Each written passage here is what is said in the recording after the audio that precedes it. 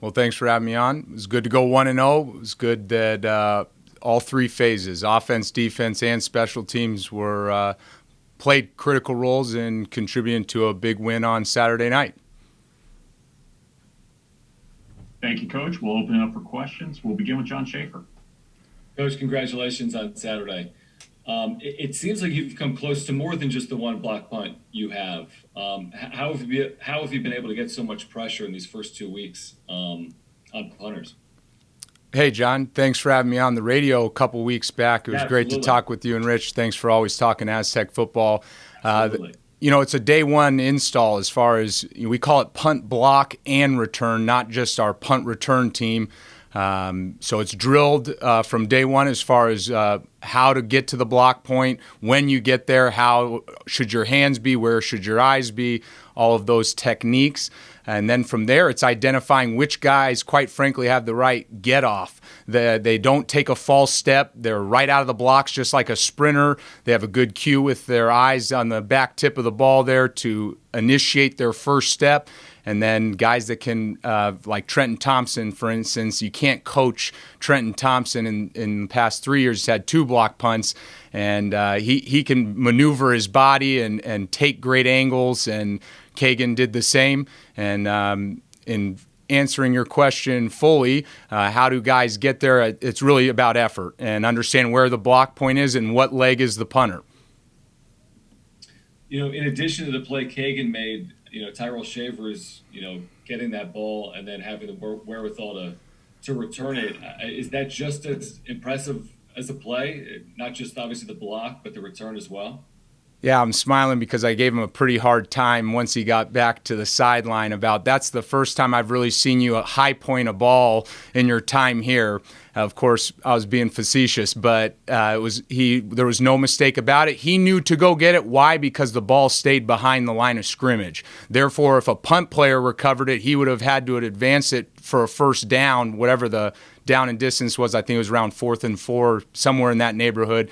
So his training is to scoop it and score, or pluck it out of the air and from the punter and score. And he was aided by Elijah Cody and Trenton Thompson. They all converged on it, saw that Shavers was there first, and then tackled the punter.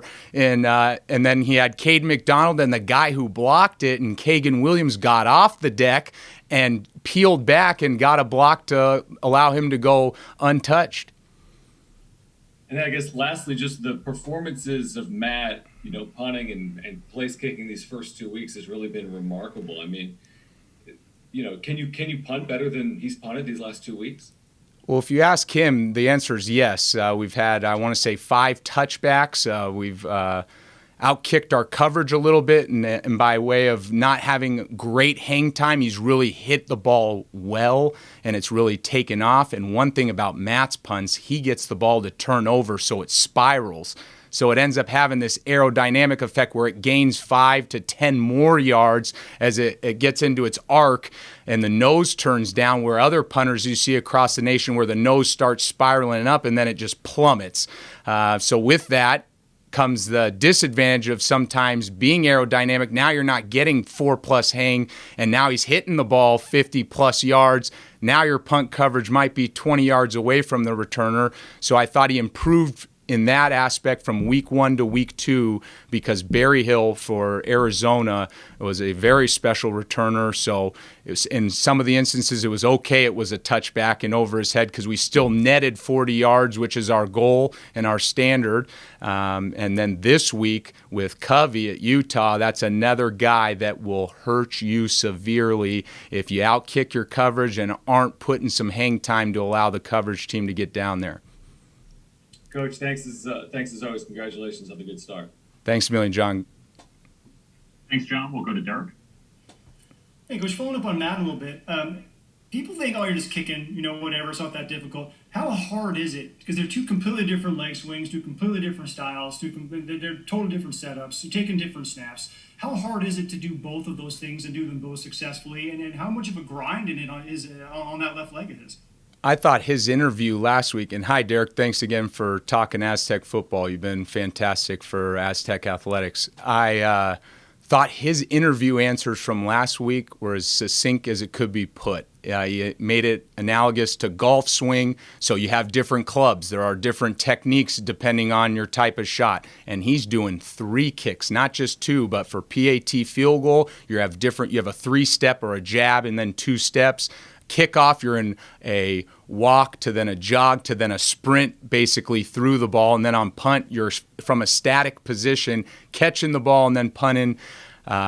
To answer your question, it is a tremendous talent, and he's an anomaly. I think I used that phrase a while back because he is a true athlete, and I think all specialists are in that way, and they get the stereotype that they're not an athlete or less of an athlete that just have a phenomenal leg. Well, he's got both components, so I think that is why he's able to do 3.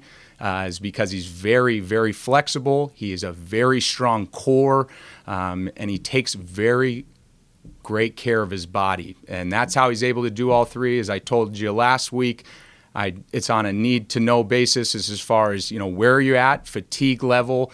Kicking a bunch of PATs always brings a smile to Matt's face, and then to have to do kickoff. And then during this week, it's limited in some of the reps. When you're coaching special teams, and I'm going to miss something here, you got kickoff return, you got PAT, you got punt return, you got onside kick, you got sure hands team. You have a more diverse, different list of things you have to cover than really anybody else, an offensive or defensive coach. How do you keep track of it all, and are you begging Brady for more time on those things during practice? I haven't had to. Coach Hoke has given me a lot of time, and I say a lot of time because I really don't know how much time other special teams coordinators are getting at other universities, but we get 20 minutes a day, Monday through Thursday, on special teams in practice, 5-minute periods, so breaking up the teams 5 minutes apiece on Monday and Thursday, and then on Tuesday and Wednesday, 10 for the coverage team. So punt and kickoff would be Tuesday, punt block and return, kickoff return on Wednesday for 10 minutes apiece. So I've been very fortunate that way. I think the other thing in being a part of Coach Hoke's program here at San Diego State and from the get-go when he was here in 2009 and 10, how much special teams contributes to winning or losing the game. So that's very evident because he takes that to heart and has allotted the time for the staff and myself to get the guys prepared for that special teams, because sure enough, it shows up. They score late. It's 38 now, 14, and then, it's like, Coach, I'm going to put the hands team out there because I'm figuring they're going to onside it. So how do I keep track of it all? Well, you better cover it, because if it comes up, the guys better be ready to play. And I'm going to take you back a few years here. When you were back playing at San Diego State, you got nominated for the Rudy Award for the guys, and that's, of course, the guys who worked the hardest in college football. How much have you taken that same mentality of the work ethic and brought it to your coaching career here? Well, that was a very special honor. Talk about top 10 movies, if not top 5. Loved watching that movie growing up. It certainly is something I take into in the sense that you got to work your butt off every day, or else someone's going to take your job, or you're not going to be successful at it, and that would be the worst thing.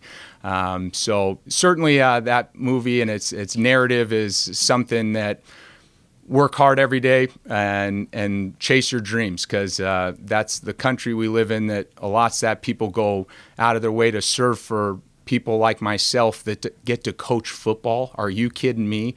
That's a job, and I get paid for it, to be around guys in this program and the young men that you get student athlete wise to be around and mentor, and they keep you just as young and into it. So I'm very, very fortunate. How many of your players right now have seen the movie? Now, I date myself all the time. I throw all sorts of quotes out there. You're killing me, Smalls. Who's Smalls?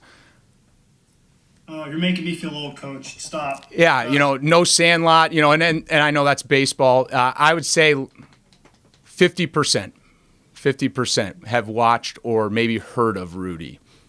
Well, during film study, just throw clips in there, and you have the whole thing tackled by the end of the year. No doubt. Thanks, Coach. Thank you.